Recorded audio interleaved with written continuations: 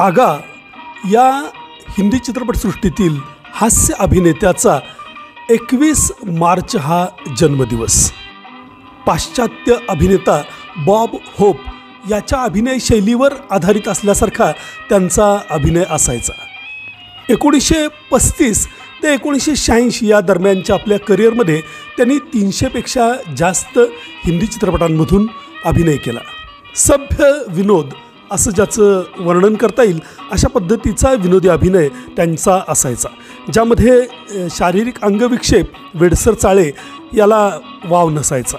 त्यामुळं रसिकांचे ते लवकरच लाडके हास्य अभिनेते बनले. जला लागा हा त्यांचा मुलगा हा सुद्धा अभिनेता बनला.